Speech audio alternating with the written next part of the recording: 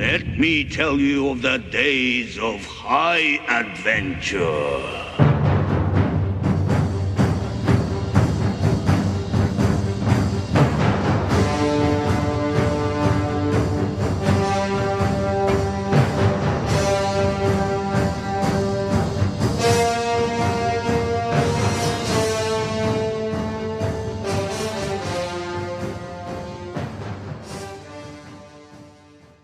Hey there, nation, and welcome to the show where we help you to play miniatures wargaming on a budget. It is I, Commander Cheapskate, and we are back in an episode of the Golden Age, our series that is dedicated to Warhammer Fantasy Battle Reports for 8th edition rule set. And in this battle report, we have a 3,000 point battle that is fought between Dogs of War as well as Tzeentch Legion of Chaos. My friend O'Death is playing the Esoteric Order of the Thousand Suns, a 3,000 point Tzeentch Legion of Chaos army, and I am playing the Miragliano Mercenaries, which is my 3,000 point Dogs of War army. So for those of you guys who are tuning in for the very first time, what is happening is I'm taking this Dogs of War army, which is the latest army in our studio's collection, and I'm taking through its paces, going through each of the different armies in our studio's collection. And then so far it's been doing very well against all my opponents up to this point, so now I'm going to cut my teeth against Legion of Tzeentch and see exactly how we do. So that being said, we're going to play some background music real quick. As the music is playing, we'll show you photos of both armies as well as army rosters. If you want to see exactly what we're bringing for this battle report, go and check out in the description box down below, or pause and check out your own leisure. So with that being said, let's get this battle report on a roll. Crom, I've never prayed you before. I have no tongue for it. No one, not even you, will remember if we were good men or bad, why we fought or why we died. No. All that matters is that two stood against many. That's what's important. Balor pleases you, Crom. So grant me one request. Grant me revenge. And if you do not listen, then the hell with you. Assemble the army! The story rules for this one is Battle Line. It is the most common game of Warhammer Fantasy that we play on this channel with standard deployment as well as standard victory conditions. So now that we're done talking about the battle rules for the scenario for this one, let's go ahead and talk about deployments. Alright, so let's go ahead and talk about deployment for the Dogs of War, which is the Miragliano Mercenaries, my 3,000 point Dogs of War army. Starting on the left-hand flank, that unit's called the Nightmare Legion. It is a unit of 28 Mordini's Doom Legionnaires, led by Ennio Mordini. He's got heavy armor, shield, as well as the magic weapon Scab Scrath. The champion Renzo Avante is also there with additional hand weapons, heavy armor. I got 28 Mordini's Doom Legionnaires with musicians, standard-bearer halberds, as well as heavy armor, as well as shields. And next on the right-hand side, that unit is called the Lucchini Rifles. A unit of 20 handgunners with standard-bearer musician. They have handguns as well as devices for that additional armor save, and also leading that unit too is Hildegard von Königsmark of the Coven von Königsmark. She's my hiring wizard, level 1 wizard with the Lore of Light. And make up the center of my army is a unit called the Golden Company. Is a unit of 42 Paymasters bodyguards with Warden, standard bearer, as well as musician. They have halberds and heavy armor with standard discipline, which gives them +1 to leadership.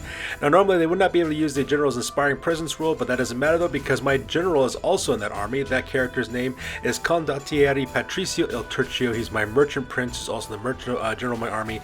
He has a brace of pistols as well as a shield, as well as Ogre Blade, Armor of Destiny, as well as Guido's Lucky Coin. He's got the forward march stratagem as well as mounted on a Bard Warhorse. Also that unit too is Brunhilde von Königsmark of the Coven von Königsmark. She is my hireling wizard lore, level 4 wizard the Lore of Light with the Staff of Fickle Fortune. And at the same time I also have my Paymaster Sheik Shabazz. He's got a great weapon, heavy armor and shield with a pay chest with bodyguards. Those guys are armed with halberds and heavy armor. And I have Justine's pay chest, so that way I get to take break tests using 3d6 and taking the 2 lowest scores as well. And finally there right next to me on the right hand side, that is Stasi, which is my mercenary revolt.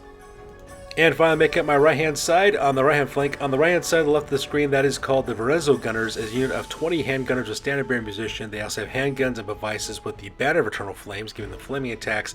And leading that unit is Gretchen von Königsmark of the Coven von Königsmark. She's a hireling wizard with a level 1 wizard with the Lore of Light, and she also has the Dispel Scroll as well. And then right next on the right-hand side, that unit is called Perazzo's Lost Legion. It is a regiment renowned, is led by Perazzo himself with hand weapon, crossbow, and heavy armor. There's also standard-bearer as a musician, as well as 12 crossbowmen, 17 pikemen, and they're also armed with crossbows, pikes, as well as light armor.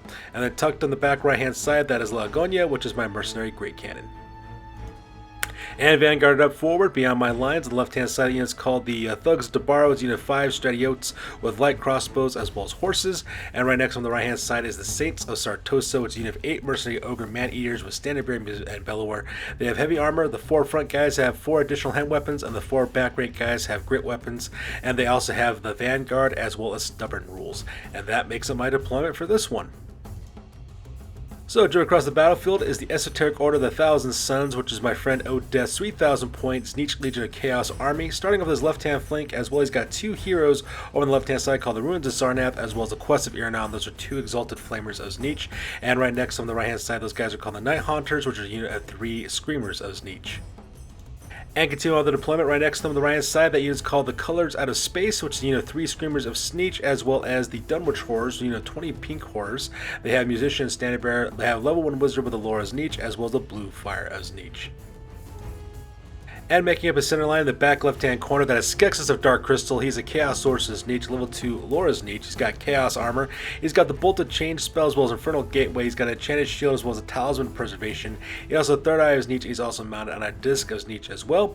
And right next to him in the front, that is a unit called the Storm Lords. He's unit 29 Chaos Warriors of Tzeentch with Musician and Standard Bearer.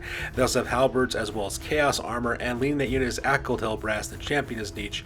He's Exalted Hero of Tzeentch with Battle Standard Bearer upgrade. He's also got Chaos Armor and Shield. He's also packing the Ogre Blade for additional +2 on his strength attacks, as well as the Dragon Helm as well. And right next on the right hand side is a unit called the Second Sons. It is a unit of 10 Chaos Knights of Tzeentch with Musician and Standard Bearer. They have ensorcelled weapons, shields, and Chaos Armor, and they're also mounted on Barded Chaos Steeds. And deployed on the right hand side, kind of tucked in behind that pillar, is the general of this army, that is Skrakalichaust, the Warden of Pathways. He's a Demon of Tzeentch. He's also the general of this army with Chaos Armor as well as Demonic Flight.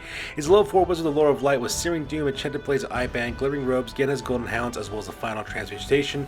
He's got a Charm Shield, Dragonbane Gem, as well as other Trickster's Shard. He's got Flaming Breath, Soul Feeder, as well as a Chaos Familiar.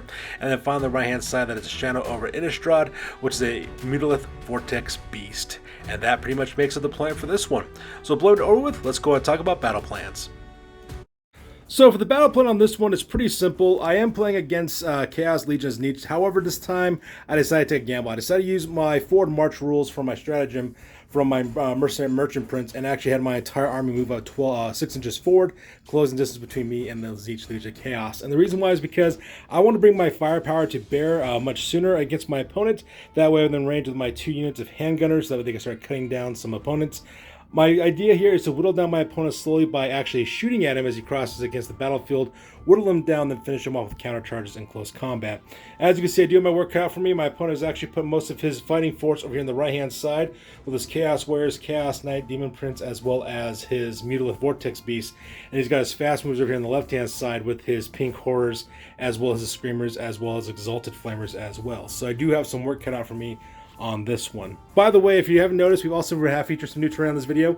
As you can see, our Iron Major has made us some risers, as you can see over here, to add some 3-dimensionality to our battlefields. They look absolutely fantastic. And the reason why we use this is for not only for Blood Bowl, to create our Blood Bowl arena, but we're also planning on using these riders for an upcoming Mordheim campaign as well. So I just wanted to show this off and show you how cool this battlefield actually looks with these risers on it as well. So that looks really cool too. And of course we've got our aqueducts over there, as well as all the various buildings that Iron Major has made over the channel's history. Just got a gush on the guy. The guy makes this all by hand, and it's all homemade, and it looks absolutely fantastic. Alright, so with the battle plans over with, let's go directly to the top of turn number 1. Both Odeth and I will roll off for initiative to see which of us will be going first. We'll be right back after our activations. So we're back now after the move phase for turn number 1. My friend Odeth got to go first, and as you can see on this tabletop, he did not waste any time coming directly towards me. So let's talk about what he did. First of all, I declare a charge real quick with the Mutilith Vortex Beast, the Shadow of Innistrad, as well as Skrakalichaust, the Warden of the Pathways, his Demon Prince. Both those guys go charge across the battlefield directly into my Saints of Sartosa, so my 8 Man-Eaters are now currently engaged in close combat. Luckily for me, I did pass my fear test, because these cause terror while my ogres cause fear, so I can stand my ground. I'm perfectly fine. What ended up happening next is that my friend decided to declare a charge of the Second Sons, his unit of Chaos Knights, directly into the Vrenzo Gunners. Unfortunately, he missed me by 2 inches, so he only charged forward 5 inches. As such, I decided to stand and fire as a response. I was able to pick out 3 of these guys, so that part was kind of awesome. At the same time, I then declared a charge with the Stormlords directly against the Thugs of Debaro. I decided to stand my ground with my steady oats because buy my units some time to defend themselves, so those guys get slaughtered, but that's perfectly fine. Now from there, he then moves up the Dunwich Horrors, moves up their double movement allowance, so that way they can get within range, so they'll start lobbing spells. And then he march flies the colors out of space, as well as the Hunters of the Dark. Same thing with the Rune of Sarnath, as well as the Quest of Iranon. Move those guys up their double movement allowance by marching them up forward as well. And then, of course, he march flew Skex's of Dark Crystal all directly from the back corner, flying up directly behind the colors out of space. That way it looks like it's going to use some magic support on the flank here. And that pretty much makes it the move phase for this one. So with the move phase over with, we go directly to the magic phase. So now we're back with the magic phase. Unfortunately for my friend Odeth, he rolled a 4 when it came to the Winds of Magic. So because it got Ebbing Flow, which basically means that all of his demonic gears now suffer -1 to their ward saves due to the Reign of Chaos chart. So everybody's got ward save 6 now for his demonic army, which is kind of sad for him. At the same time, did try to cast the mutation spell from the Immutable Vortex Beast. I was able to dispel that spell, so no problem there. And they tried to cast a boosted version of Infernal Gateway, but I took the remaining Paradise that I had. I was able to stop that spell from going off as well. So because that not much really happened much for the magic phase, so with the magic phase over, we skip the shooting phase, because anything that can shoot my friend's army marched up forward so they can't shoot, and that takes us directly to the combat phase. So we'll be right back after this.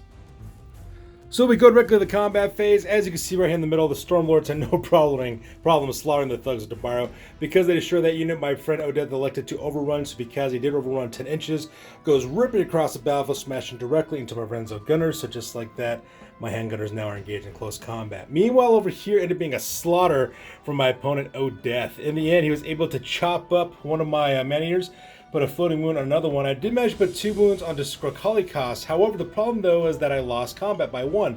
So of course I rolled d6, 2 d6s. I'm stubborn, so I could care less about combat modifiers, but I'm only leadership 8. And when I roll my 2d6, I roll 10.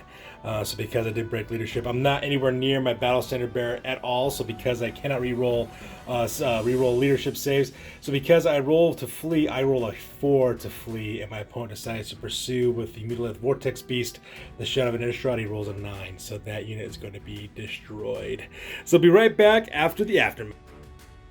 So, just like that, my Saints of Sartosa gets slaughtered to the last man as the Mutilated Vortex B, the Shadow of Innistrad, runs them down and eats them alive, goes forward 9 inches, and making beeline directly towards my cannon Leestasi. So because of that, it's going to be just all kinds of bad as well. At the same time, my opponent then redirects his Demon Prince to face off directly against my Perazzo's Lost Legion as well, and basically looks like a boss standing there just full of win. So that pretty much makes up turn number 1 for my friend Odeth. So that being said, we go directly to the bottom of the turn for my army, the Murgulano Mercenaries. So we'll be right back after my movement phase. So we're back with battle turn number 1 from my army, the Murgulano Mercenaries, and this is after my movement phase. And as you can see, not much movement really takes place for my army. And the reason why is because this army mainly fights defensively for the most part, but I did some movement over here in the left-hand flank. First of all, I charged in the Golden Company, my Paymaster's bodyguards, directly into the colors out of space, engaged those guys in close combat. Hopefully I could beat these guys at combat res and causes a unit to poof, so that way I could defend my left-hand flank. At the same time, I sent in the Nordini's Nightmare Legion, charging directly into the Quest of Searing as well, so that way they engage those guys in close combat. Combat res alone should hopefully be enough to pop this guy, but we'll see exactly what ends up happening there. Meanwhile, my handgunner unit over here, the Lucchini rifles, will stand their ground so that they can open fire directly into the Hunters of the Dark. At the same time, Legonia as well as Elastasi, my 2 war machines, have stayed positioned, as well as the Vrinzo Gunners, because they're currently engaged in close combat with the Stormlords, and Perazzo's Last Legion stands their ground, so that way they can open fire with their crossbows. And that pretty much makes it my movement phase for this one. So the movement phase over with, we go directly to the magic phase. So that brings us back to the magic and the shooting phase. Unfortunately for the magic phase, I wasn't able to do much of anything. I did try to cast the boosted version of Murana's Time Warp from Brunhilde von Königsmark. Unfortunately, my opponent was able to shut that down with a Dispel Scroll. Skek's of Dark Crystal just kind of destroyed it, which is kind of sad because I managed to get that spell off, but, you know, them's the breaks.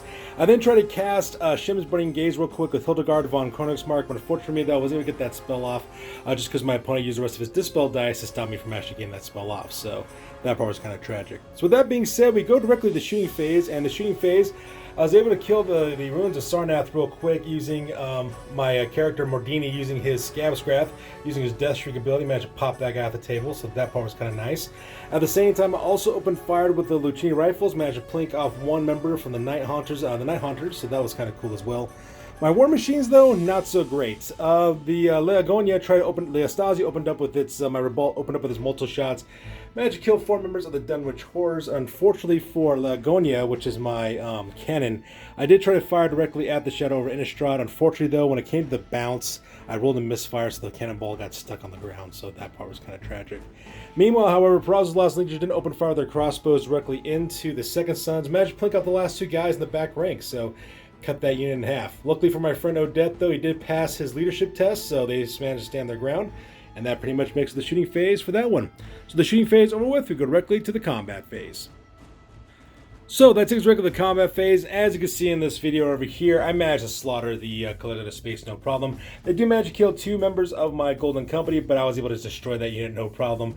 Just totally obliterated with the close combat attacks between my Merchant Prince, as well as my normal Paymaster's Bodyguard. So that part was kind of nice. However, on this side, as you can see, it was an absolute massacre for me. The Stormlords had no problem killing Gretchen von Königsmark. My opponent's Battle Center better Echoed Hildbrass decided to declare a challenge. I decided to step up real quick with Gretchen von Königsmark. She's a level 1 wizard. She stood no chance whatsoever, but she got slaughtered. And at the same time, the Stormlords managed to kill 12 of my Varenzo gunners. I didn't kill anybody in return. As you can imagine, I lost this by a landslide. I failed my leadership test to roll Snake Eyes. I also failed my reroll as well. When it came to flee, I rolled a 5 to flee, and my opponent Odette rolled a 6. So because of that, he will pursue those guys and destroy them, and we'll be right back in the aftermath here in a second. So we're back with the aftermath. As you can see, the Stormlords charge forward 6 inches. We did push this farm back a little bit, so that way they're not crawling all over and breaking the terrain pieces, but just imagine them standing in the middle of a farmer's field, and you get the idea of where they're located at. And that pretty much ends turn number 1 for this one. Extremely bloody and extremely deadly as well. So with that being said, we go directly to the top of turn number 2 for my friend Odette. We'll be right back after his turn 1 activations. So now we're back at the top of turn number 2 from our friend Odette, and this is after the movement phase, so let's talk about what ended up happening. So first of all, some dramatic movement took place over here in the left-hand flank. The Night Hunters, as well as the Rune of Sarnath, charged across the battlefield and smashed directly into the front of the Lucchini rifles, engaging my handgunners over there.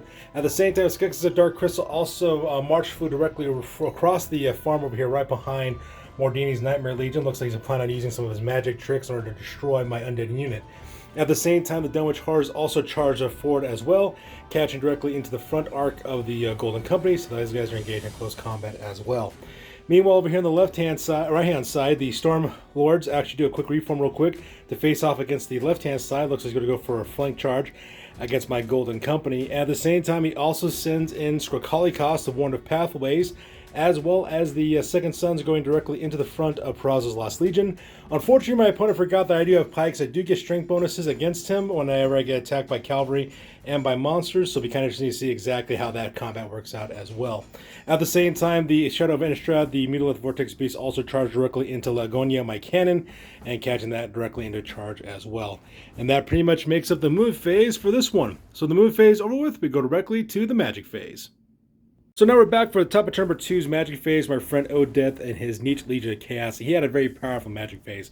First of all, Skeksis of Dark Crystal opens up with 6 dice of spamming the Infernal Gateway directly onto Mordini's Nightmare Legion. Managed to kill 8 of those guys, so that part was kind of nice. Because I'm undead, so I don't panic, so I'm perfectly fine with that. I could lose 9 guys, it's not a big deal. However, though, he did have strength 9, so that part was pretty impressive. But to get that spell off, though, he did have the cast Irresistible. He miscast 10, so because he is no longer a wizard anymore, he's just a dude floating around on a disc as Tzeentch. Meanwhile, over here on the other side, however, when it came to my friend Skrakalichaust, the Warden of Pathways, he opened up directly with the final transmutation directly onto my unit of Perazzo's Lost Legion. Managed to get that spell off. Roll 20 for that one. I used all 6 of my Dispel dice to try to stop him. Ended up only rolling an 18, so he was able to get that spell off. Wiped out half of the unit. Half of the unit is dead right off the bat, so this combat is going to go very well for my opponent, Odette, as well. And Naked Magic, because he rolled a 10 on the Winds of Magic, he got Demonic Surge, which means that all of his demon units now have +1 ward saves, so now these guys all have 4 ward saves as well, so that's going to be kind of interesting to see exactly how that works out. So with the magic phase over with, you skip the shooting phase, because anything that can shoot my friend's army is engaged in close combat, and we go directly to the combat phase. We'll be right back after this. So now we're back for the combat phase. As you can see, quite a bit actually ended up here on the tabletop, so let's go ahead and zoom in real quick. So first of all, the Shadow of Innistrad, the Mutilated Vortex Beast, had no problem destroying Lagonia, my mercenary cannon, so that thing got destroyed. It is absolutely gone as well. Meanwhile, combat between Praz's Lost Legion as well as the Second Sons and Skrakalichaust, the Warden Pathways, was a massacre. My opponent was able to kill 8 of my guys. I was unable to do anything to my opponent. Needless to say, my opponent won by a landslide, so when I took my break test, I had to flee. I rolled a 6 and my opponent rolled an 8, so because he will overrun and destroy Praz's Lost Legion as well.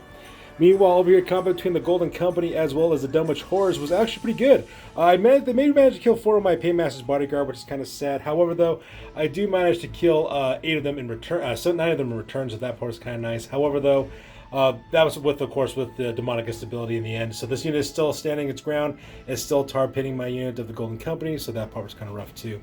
Meanwhile, the combat between the Ruin of Sarnath as well as the Night Hunters was a slaughter for my opponent. He managed to kill 4 of my guys. I wasn't able to do anything to him. Luckily for me, though, I did manage to pass my break test because of my close proximity to my general. So that part was kind of nice. But other than that, though, it was a pretty bad combat phase for me. So we'll be right back after the aftermath. So now we're back with the aftermath. As you can see, the Second Sons completely rode down and destroyed what was left of Praz's Lost Legion, freeing up Skrakalichaust, the Warden of Pathways. I forgot to mention, he also managed to heal up a wound as well with Soul Feeder. I forgot to bring that up as well. And at the same time over here, as you can see, we kind of cleaned up the mess over here, and we're still pretty much engaged in close combat in the left-hand flank. And that pretty much makes it the combat for this one. So that being said, we go directly to the bottom, turn number 2 for my army, the Dogs of War. So now we're back for the bottom of turn number 2. As you can see, not much movement is really taking place, and the reason why is because my entire right-hand flank has been destroyed right now. The only thing I have right now is my left-hand side, and everything on my left-hand side is pretty much engaged in close combat, so they're still fighting out. The only major difference that took place, though, was Mordini's Lost Legion. I made him circle in 180 so that way Mordini can scream at him with Scabscrath here in the shooting phase, and that pretty much makes up the entire turn. So that being said, we go directly to the magic phase for my army, the Mirglana Mercenaries.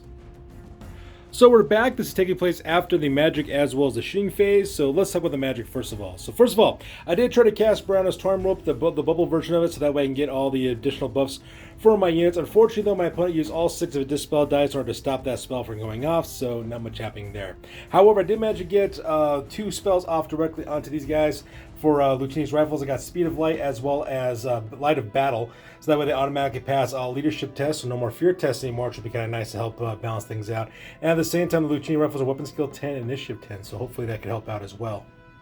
Now, during the shooting phase, Mordini opened up with Scabscrath, screaming directly his Death Streak ability directly into Skexes of Dark Crystals, managed to kill that guy, so that part was excellent.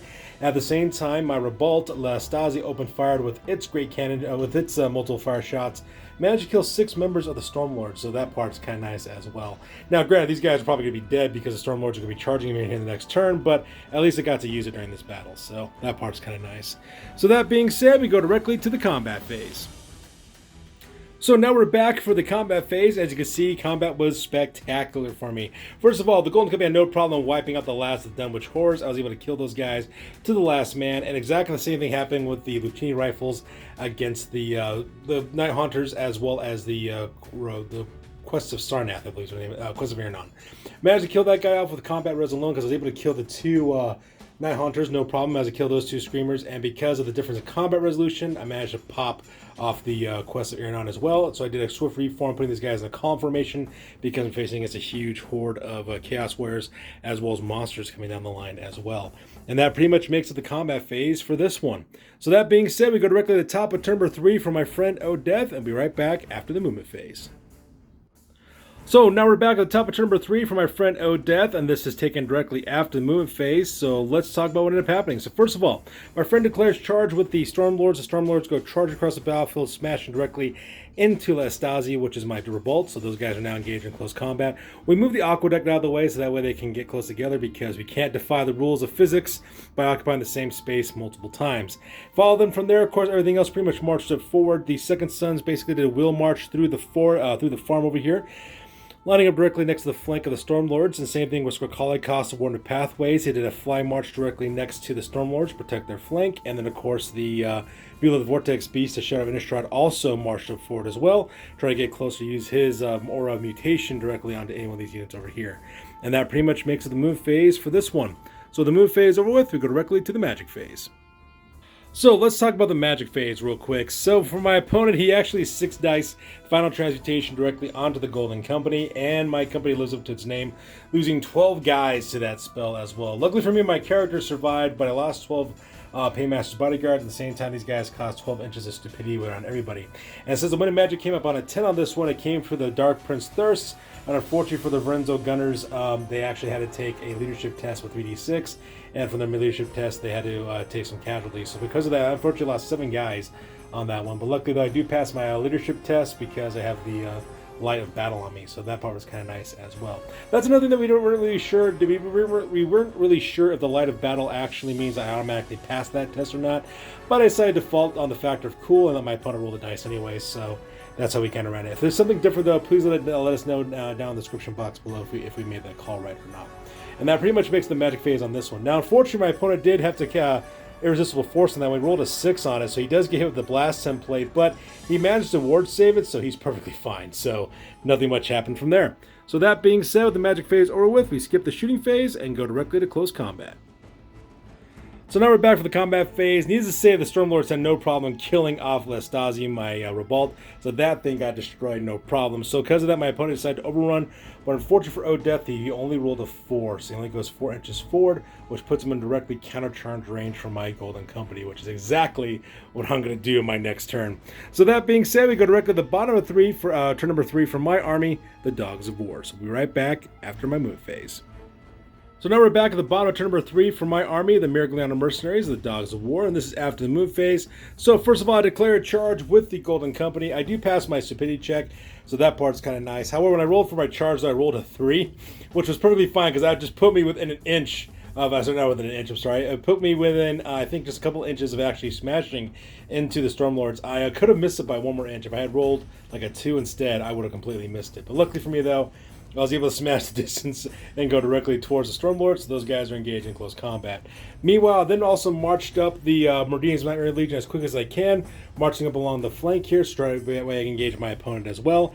And then lastly, of course, I left my Lucchini rifles alone, so that way they can shoot this turn as well. And that pretty much makes up the move phase on this one. So the move phase over with, we go directly to the magic phase.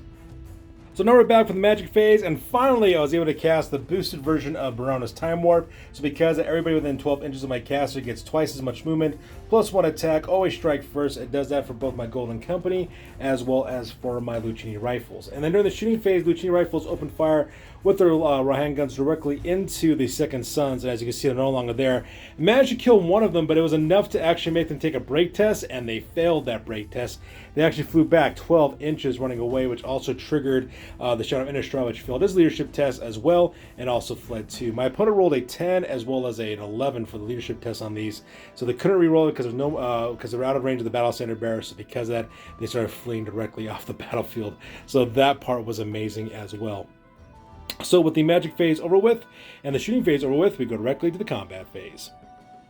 So that takes us directly to the combat phase, and as you can see, it was an absolute bloodbath. In the end, I was able to kill 11 members of the Stormlord, and they actually killed 9 members of my Golden Company. I actually won this battle by 2, but unfortunately for me, though, my friend did pass his break test, so because of that, he does stand his ground, and he is not going anywhere either. So because of that, we're going to do quick combat reform real quick, and be right back after the cleanup. So this is the aftermath of the combat phase. As you can see, both Odeth and I decided to put both of our guys directly into column formation just to make this last a little bit longer with rank bonuses and close combat. And so with that being said, that pretty much ends turn number 3 on this one. So that being said, we go directly to the top of turn number 4 for my friend Odeth. Be right back after the move phase. So that takes directly to the top of turn number 4, and this is after the move phase for my friend Odeth. He took Skrakalichaust, the Warden of Pathways, his Demon Prince General, and actually had him charge directly into the flank of the Golden Company, catching it into a pincer attack. And that's pretty much his entire move phase as well. So the move phase over with, we go directly to the magic phase.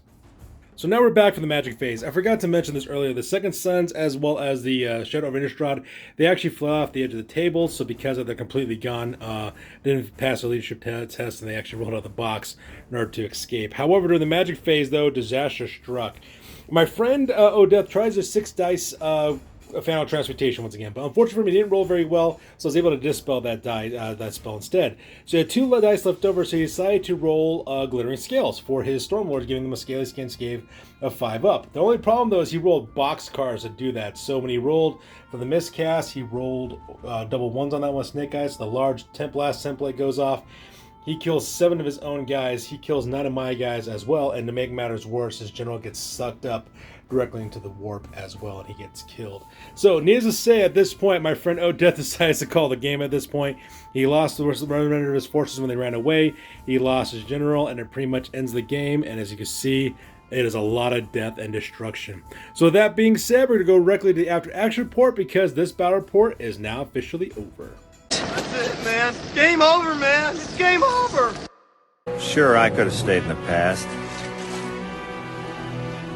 Could have even been king. But in my own way, I am king. Hail to the king, baby.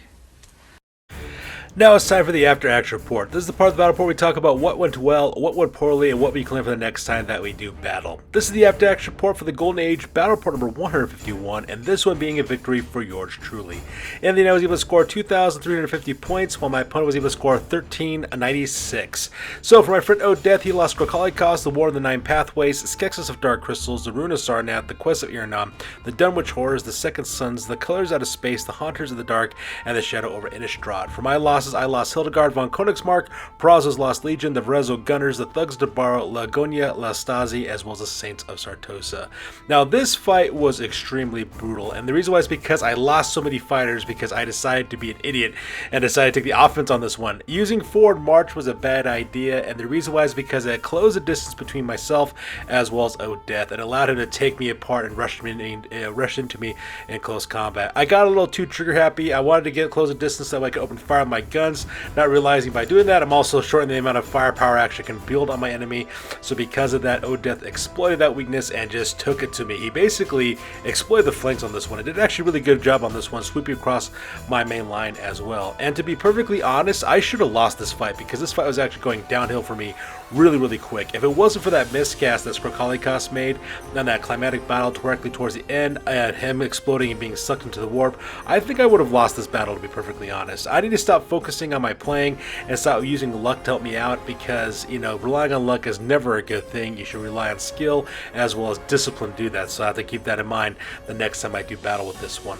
Now, with this being said, of course, my army's current record right now is currently at 8 wins as well as 2 losses, so it's actually doing really well. I got 5 more battles to go through with this army before I take it through all of its paces, so hopefully I can keep that positive win-loss record and keep it going for this army. And even though this game was extremely brutal, it was still a fun, amazing game against an awesome opponent. I love playing against Odeth whenever I chance I can, and as always, I am looking forward to the rematch against him. So that's good for this week, guys. As always, please feel free to like, comment, and or subscribe. Your guys' input is invaluable to us as always. Also, check us out on Facebook, Instagram, as well as blogger.com for all these greatest hobby news related to this channel. That's good for this week, guys. I will catch you guys next one. Peace out and stay classy.